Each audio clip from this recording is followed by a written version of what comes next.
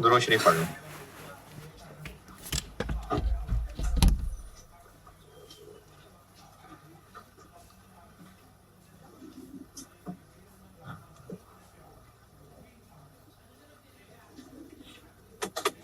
कल एक सवाल लिखवाया था तो आपने करना भी था।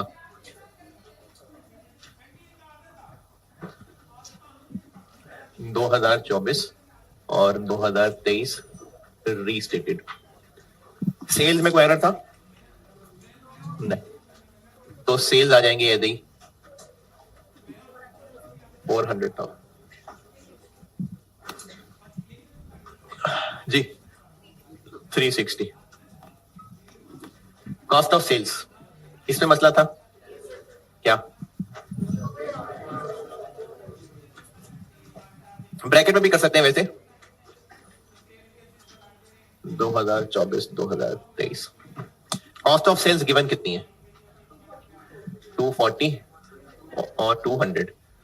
एरर क्या था? 2023 का क्लोजिंग स्टॉक ओवर वैल्यू था। क्लोजिंग स्टॉक का कॉस्ट ऑफ सेल से क्या रिलेशन है? कॉस्ट ऑफ सेल में से माइनस हुआ हो। ओवर वैल्यू था तो ज्यादा माइनस हो गया था। तो ज्यादा माइनस हो गया था तो हम उसको वापस ऐड कर देते हैं। कितना? 6000। 2023 का क्लोजिंग अगले ही लम्हे 2024 का ओपनिंग बन गया था, तो 24 में भी ओपनिंग की गलती थी।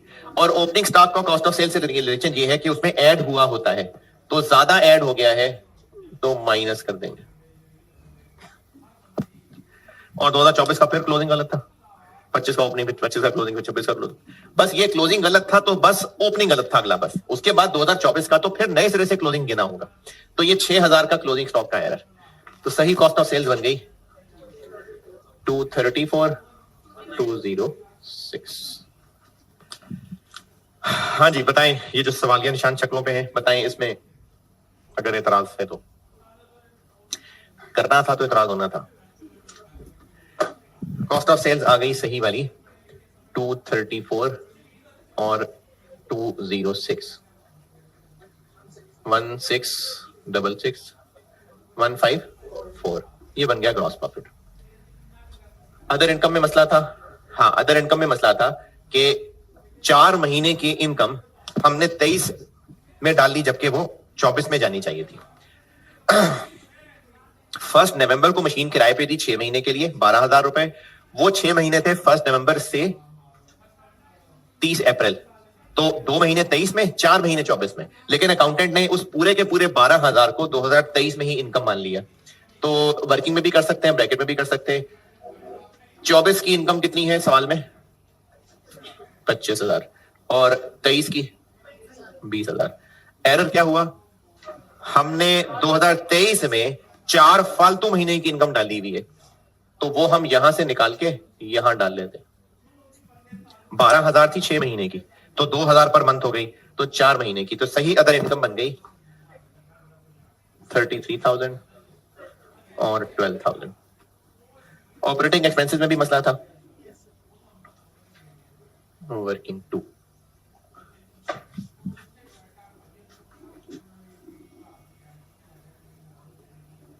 ऑपरेटिंग एक्सपेंसेस गिवन कितने? 70,000 और 55,000। मसला क्या था? 1 जुलाई 2023 को एक खरीदा था फर्नीचर, उसको हमने एक्सपेंस बना दिया। तो वो जो एक्सपेंस बना दिया फालतू, वो लेस कर देते हैं। ये हमने एक रॉन्ग एक्सपेंस बना दिया था फर्नीचर को। कितना? 16,000। वो यहां से हम माइनस कर देते हैं। कैपिटलाइज नहीं किया था तो अब कर लें। तो फिर डेप्रिसिएशन भी चार्ज नहीं की थी, अब कर देते हैं चार्ज। तो 16,000 पे रिड्यूसिंग बैलेंस, ये तो आपके पाए आंख का खेल है। रिड्यूसिंग बैलेंस पे डेप्रिसिएशन 1600। रिड्यूसिंग बैलेंस है 2880। रिड्यूसिंग बैलेंस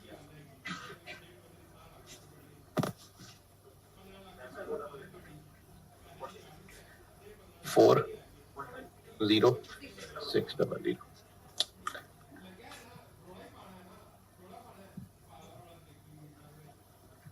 तो नेट प्रॉफिट आ गया 12,120,125,400। बताएं बेटा, इसमें मुश्किल परेशानी है ताज?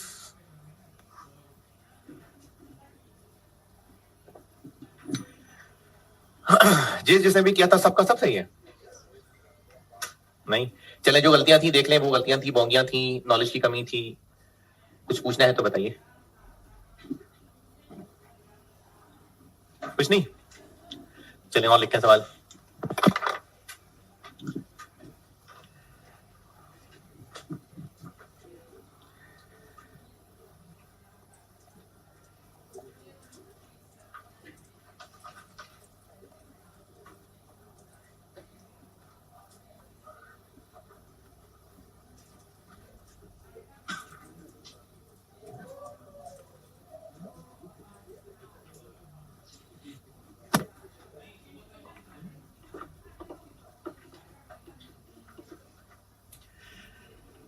ये जितने सारे लोग नोट कर रहे हैं, इसका तो नहीं किया हुआ।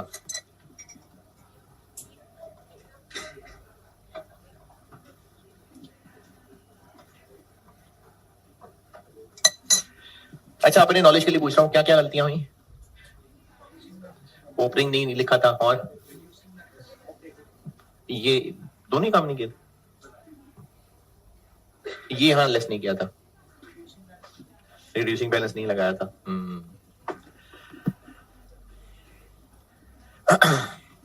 चले, सवाल सेम, पहली लाइन तो सेम है। Excess of draft income statement for the year ending 31 December 24।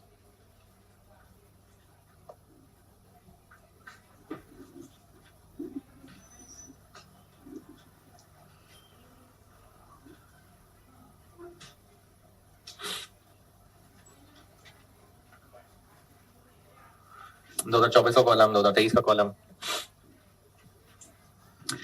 अब इसमें मैं क्रूवल डाल दिया। चले, I-23 भी डालता हूँ उसमें।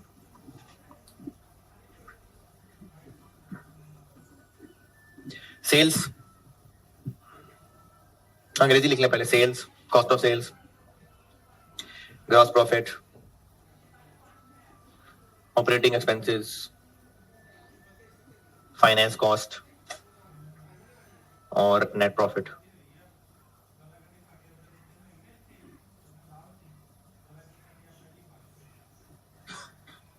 सेल्स बता रहा हूं, सेल्स बता रहा हूं पहले।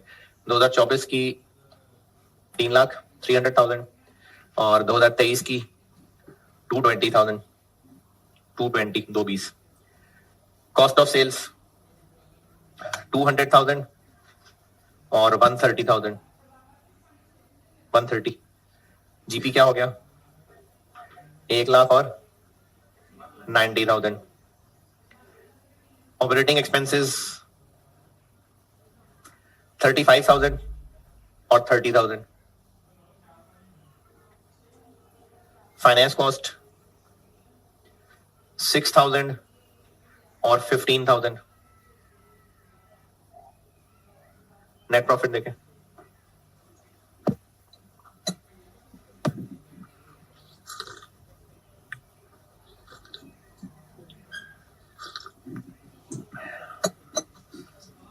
जी, 2024 का कितना?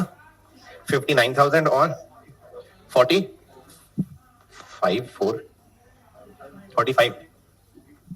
Following errors have been discovered. Following errors have been discovered.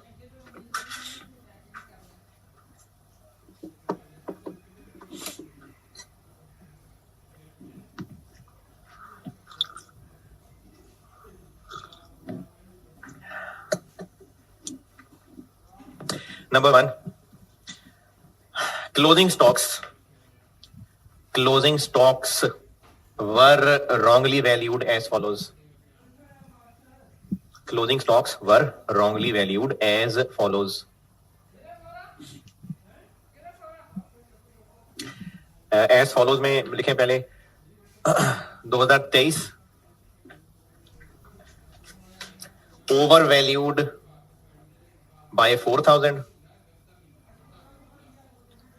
और 2024 undervalued by 2,500। 2023 का क्लोजिंग स्टॉक 4,000 से ओवर वैल्यूड था और 2024 का क्लोजिंग स्टॉक 2500 से अंडर वैल्यू था। Next error, on 1st January 23, on 1st January 23, construction of office building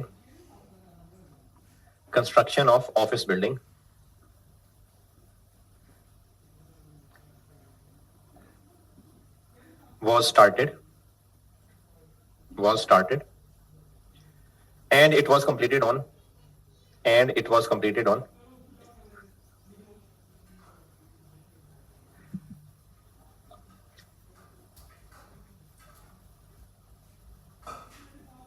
30th September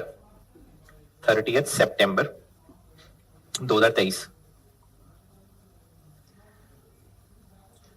Construction was financed by borrowings and related interest cost of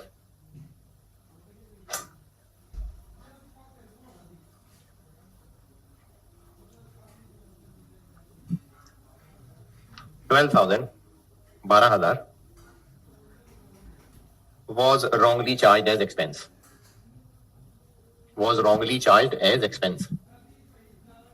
यानी capitalise करना भूल गए। Useful life of building 10 साल और depreciation is charge on straight line basis.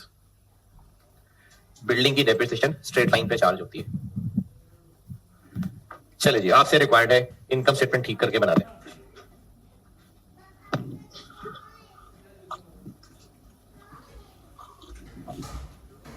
Required क्या है? Income statement ठीक करके बना दें।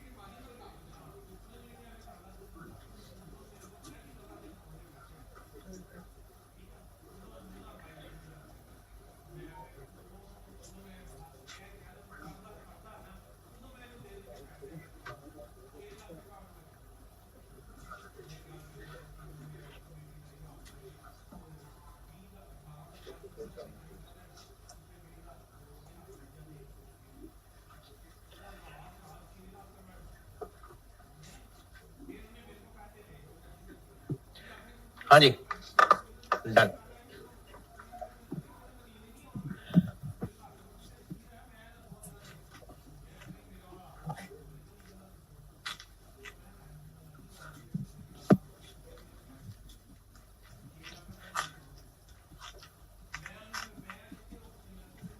सेल्स का कोई एरर? तो सेल्स सही है। कॉस्ट ऑफ सेल्स का एरर है। सवाल में गिवन कितनी है? 200, 130। 2023 का क्लोजिंग ओवर वैल्यू था, यानी कॉस्ट ऑफ सेल में से ज्यादा माइनस हो गया था, तो ऐड कर देते हैं 4000 और यहां से लेस कर देते हैं। 2024 का क्लोजिंग अंडर वैल्यू था, यानी कॉस्ट ऑफ सेल निकालते हुए कम माइनस हुआ था, और माइनस कर देते हैं और यहां ऐड कर दे, तो सही कॉस्ट ऑफ सेल्स बन गई 193। यार इतने सारे लोगों का ठीक है, मुझे बड़ी खुशी हो रही है। 193,500। तो वो 3 लोग कौन है फिर हर 4 में से? 106।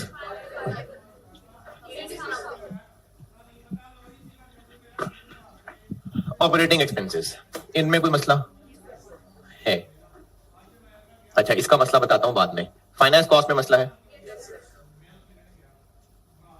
फाइनेंस कॉस्ट में मसला यह है कि 2023 में जो बिल्डिंग के ऊपर इंटरेस्ट कॉस्ट कैपिटलाइज होनी चाहिए थी, वो एक्सपेंस बना दी, तो सैलरी के नाम से एक्सपेंस बनाई होगी, इंटरेस्ट के नाम से बनाई होगी, तो फाइनेंस कॉस्ट के अंदर वो मसला आ रहा है। तो 2023 में जो इनकम स्टेटमेंट में सवाल में फिगर गिवन है वो कितनी है? 15। उस 15 में कितना फालतू एडेड है? तो सही वाला होगा 3, और ये सही है 6000।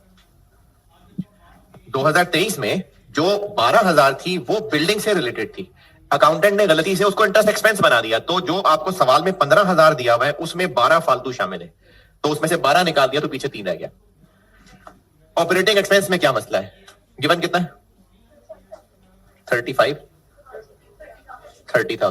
जब हमने बिल्डिंग की कॉस्ट में ही ऐड नहीं किया तो फिर उतनी अमाउंट पे डेप्रिसिएशन भी ठीक चार्ज नहीं हुई, तो हम इस 12,000 रुपए और डेप्रिसिएशन चार्ज कर देंगे। 12,000 रुपए 2023 में 3 महीने, यहां पूरे 12 महीने। 12,000 10 साल पे डिवाइड 1200, यहां पर 3 महीने, यहां पूरे 12 महीने। 36,200।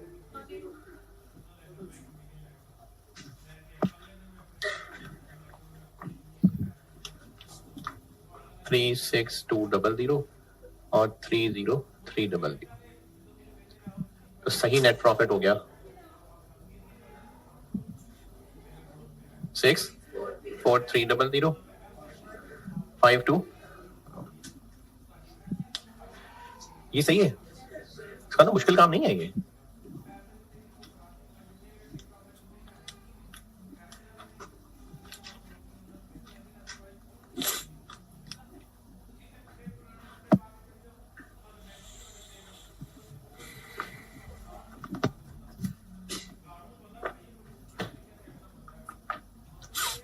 चले ठीक है भाई, जबरदस्त।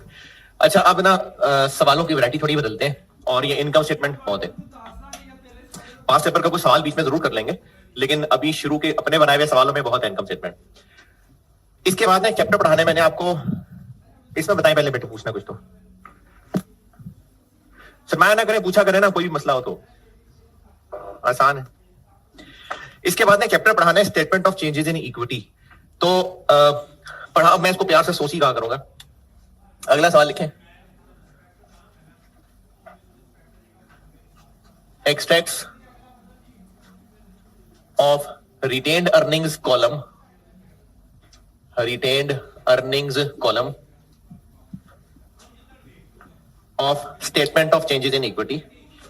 एक्सट्रैक्ट्स ऑफ, सवाल लिखवा रहा हूं, extracts of retained earnings column of statement of changes in equity for the year ending, statement of changes in equity। ये सोची कहा करूंगा मैं प्यार से इसको, statement of changes in equity for the year ending 31 December 24। 31 December 24। अच्छा, statement of changes in equity क्या होती है पढ़ाऊंगा। रिटेन अर्निंग का कॉलम बीच में कहां से आ गया सब बताऊंगा। अभी सिर्फ इस चैप्टर के लिए फिलहाल इतना काफी है कि एक, हाँ वो उसमें पढ़ रहा है मैं रिवैल्यूएशन मॉडल में, रिटेन अर्निंग्स के नाम से एक अकाउंट होता है इक्विटी ग्रुप में, और उसमें हर साल ना अभी फिलहाल जितना पढ़ा है दो चीजें आ रही होती हैं। जो नेट प्रॉफिट कमाया है वो उसमें ऐड हो रहा होगा, और ड्राइंग्स की तरह की एक चीज कंपनी में होती है डिविडेंड, वो वहां से लेस हो रहा होगा। ये डिविडेंड को हम बिल्कुल तफसील से पढ़ेंगे, statement of changes in equity सारा कुछ बताऊंगा अगले चैप्टर में। अभी इस चैप्टर में बस इतना काफी है कि रिटेन अर्निंग्स इक्विटी ग्रुप की चीज है, तो इसका कोई ना कोई साल का शुरू का बैलेंस होता है,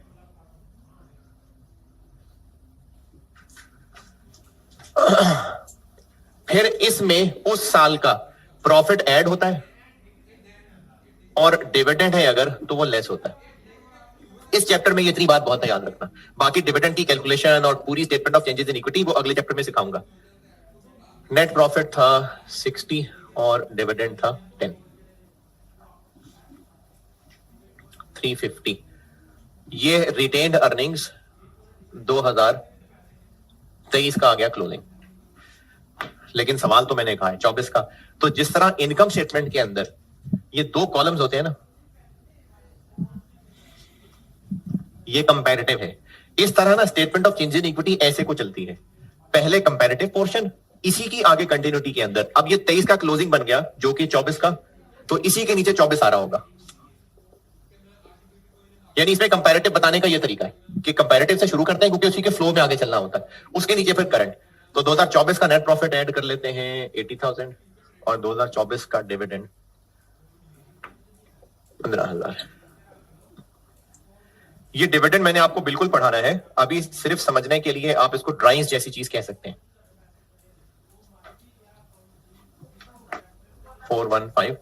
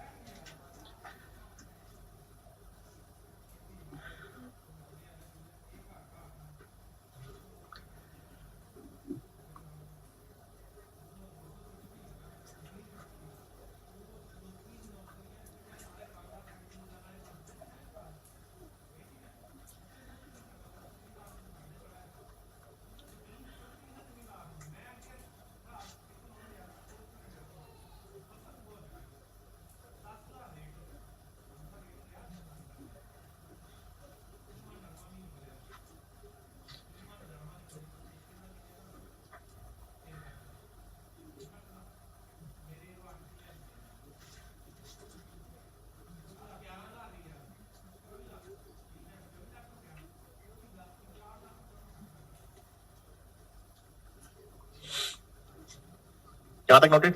following errors have been discovered, following errors have been discovered.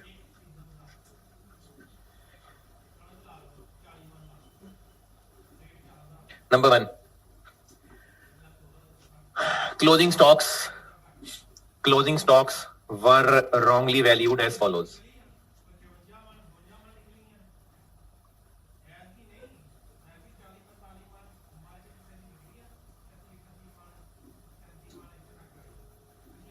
दो 2023 का undervalued by 5,000, और 2024 का undervalued by 7,000। ये नोटेड ना।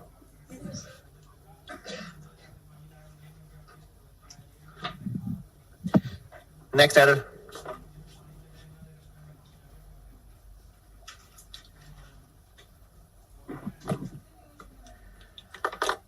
On 1 July 2023 on 1 July 2023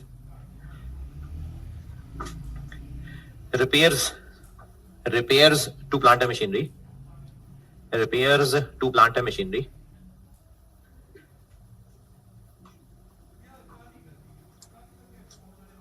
of 10,000 10,000 रुपए was wrongly capitalized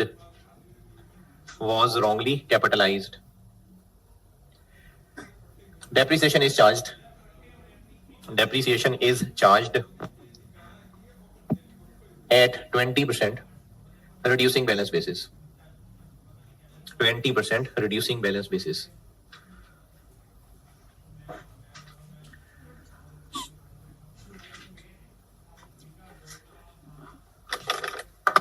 आपसे रिक्वायर्ड है एक्सट्रैक्ट्स ऑफ सोसी ठीक करके। अच्छा, आप इसमें देखें करना क्या है। इस वक्त जो सामने फिगर्स हैं, आपको जो एरर्स बताए हैं उनसे ये प्रॉफिट गलत है ना।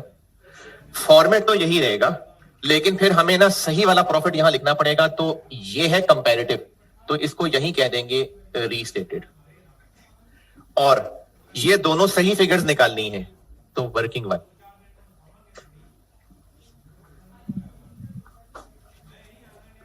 सही वाला प्रॉफिट निकाल रहे हैं अब आपसे रिक्वायर्ड है चूंकि, तो बस मैं ये बता रहा हूं कि अब ध्यान इस बात का रखना कि पहले जो प्लस माइनस कर रहे थे वो एक्सपेंसेस में प्लस माइनस कर रहे थे, अब आपने प्रॉफिट में प्लस माइनस करना है। गिवन कितना है 2024 का 80 शायद 80,000 और इसका 60। चले करें, ठीक करें, सॉल्व प्रॉफिट करेक्ट करें।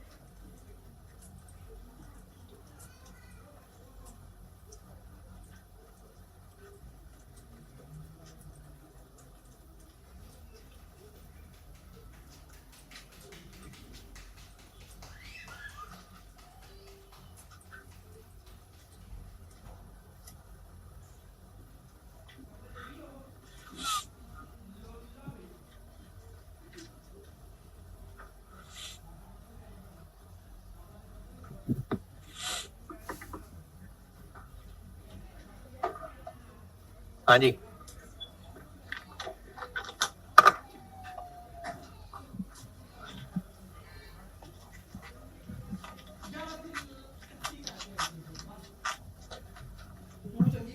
पहला एरर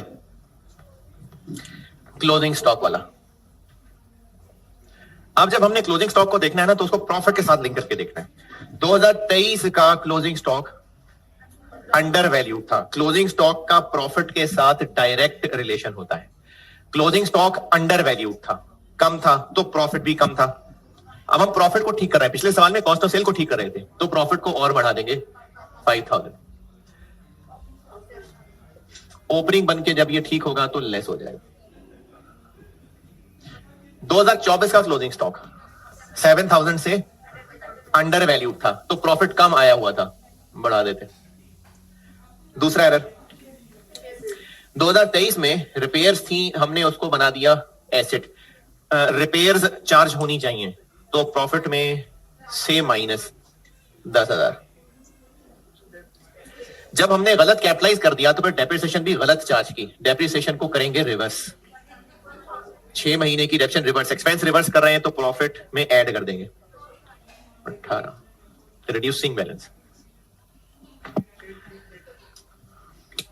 और अगर किसी से 1800 कैलकुलेट नहीं हुआ तो शर्म आनी चाहिए जी। 8380056000, ये हो गया प्रॉफिट ठीक। तो सही वाला प्रॉफिट 2023 का आ गया 56003। अच्छा, अब ये जो 346 है, ये 2023 का क्लोजिंग है, ये भी चेंज हो रहा है, तो इसके साथ भी हम रीस्टेटेड कहेंगे। 24 का प्रॉफिट सही वाला 83800 414800।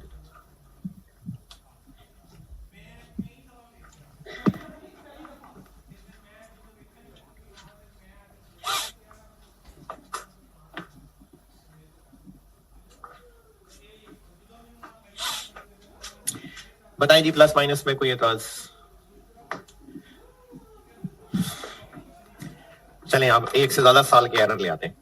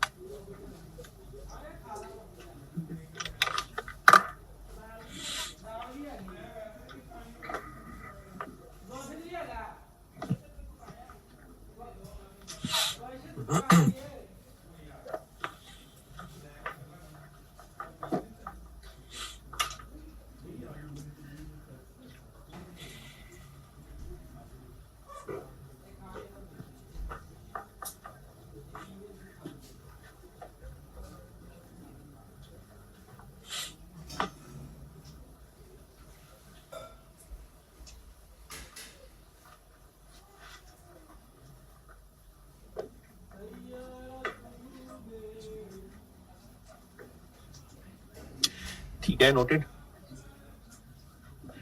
चले अगला सवाल, एक्सट्रैक्ट्स ऑफ सेम अंग्रेजी retained earning column of SOCIE for the year ending 31 December 24।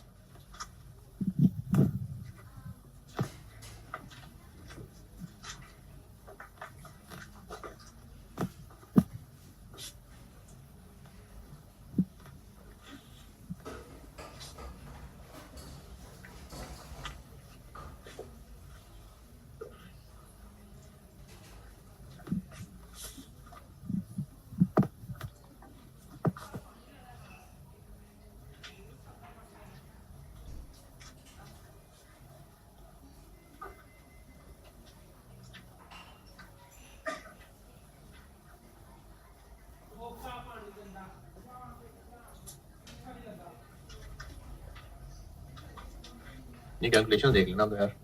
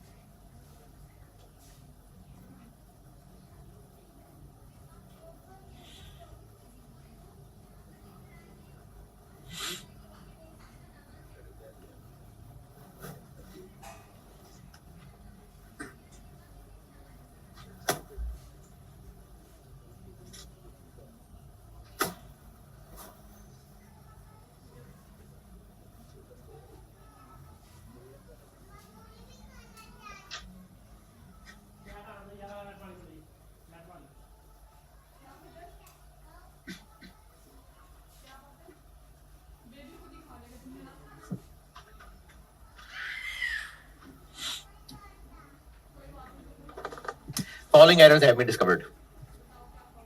Following errors have been discovered.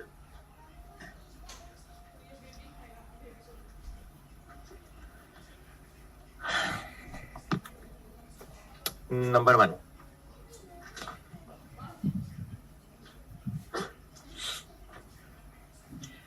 Closing stocks were wrongly valued as follows.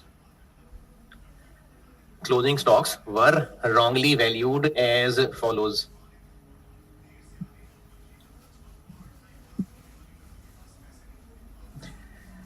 दो हजार बाईस ओवर वैल्यूड बाय 6,000. 2023 का अंडर वैल्यूड बाय 2,500. 2024 का under valued bye 7,000. 23 और 24 under valued कहे हैं और 22 over valued कहा है. अगला एरर है 2022 over valued bye 6,000.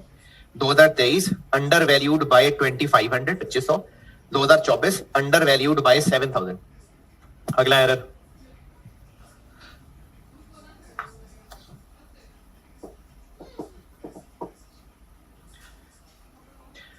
on 1st July 21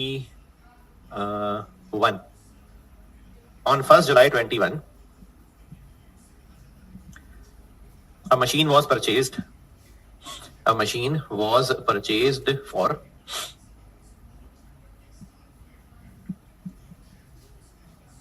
16,000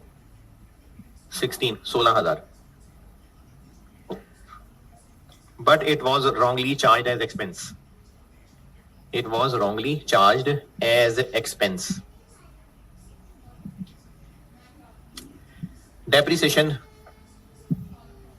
Depreciation is charged at 20% on straight line basis. 20% on straight line basis.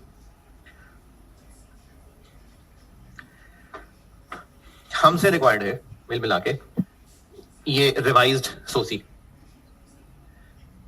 अच्छा, अब आपने करना यह है कि 2024 और 30 के प्रॉफिट वाली वर्किंग कर दें.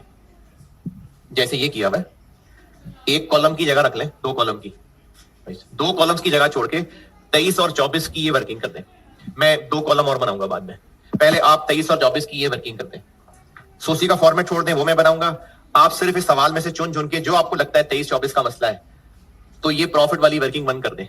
ये राइट पे दो कॉलम की जगह रख लेना.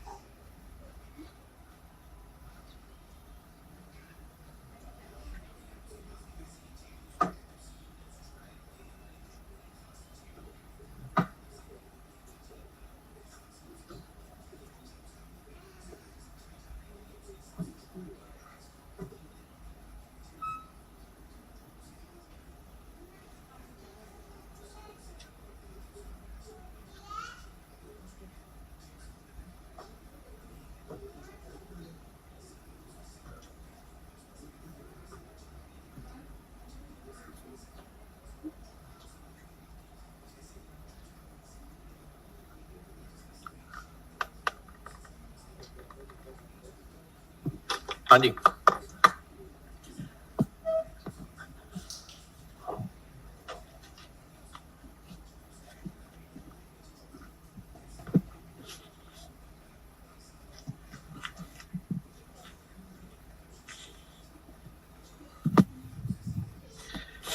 सवाल में एरर सिर्फ 2024 और 23 के हैं, फिर 22 और 21 के भी हैं,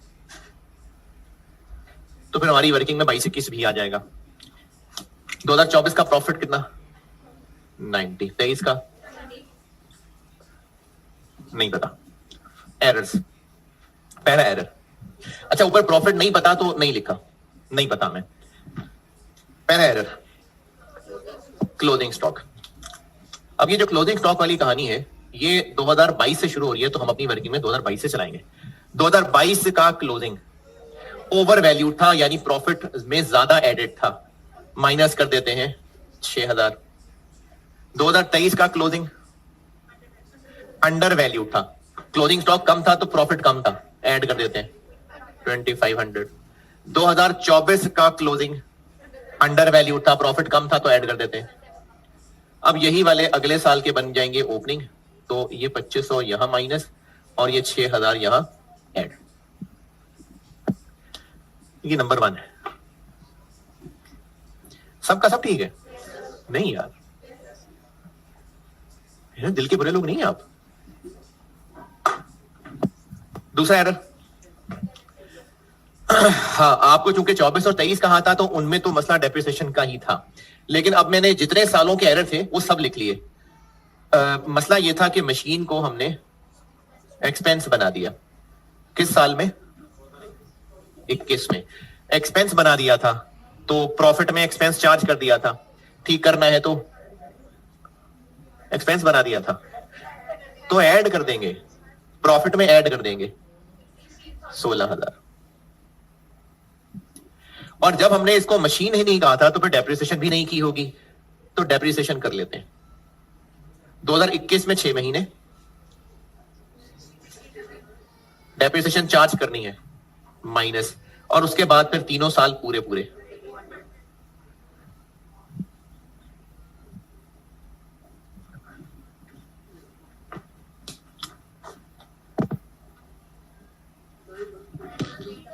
नाइन 130075333। अब ना हमें 22 और 21 के प्रॉफिट्स नहीं पता, लेकिन इससे इतना पता चल रहा है कि 22 के प्रॉफिट को 9200 से कम करना है, 21 के प्रॉफिट को 14400 से बढ़ाना है। इतना पता चल गया, काफी है। हम लोग जो चेंजेस इन इक्विटी बना रहे हैं उसमें हमने इस स्टेटमेंट को शुरू ही 1 जनवरी 23 से किया है, और ये रिटेन्ड अर्निंग्स का बैलेंस है, और 1 जनवरी 23 का बैलेंस यानी 31 दिसंबर 22 का क्लोजिंग। जब मैंने इनकम स्टेटमेंट का सवाल कराए थे ना, वो होती है फॉर द ईयर, इसलिए उसमें हम जो भी ठीक कर रहे थे वो रेलिवेंट कॉलम में कर रहे थे। अब हमारे पास है statement of changes in equity, जिसमें नेट प्रॉफिट तो मैं ठीक करके बिल्कुल लिख देता हूं। Net profit working 1 restated 75300।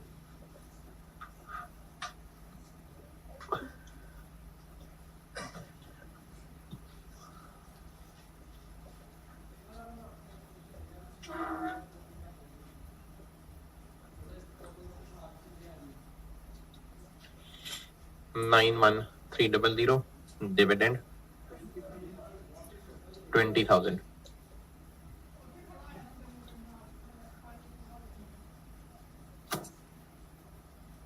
Net profit तो जो 23 और 24 का था वो ठीक करके लिख दिए।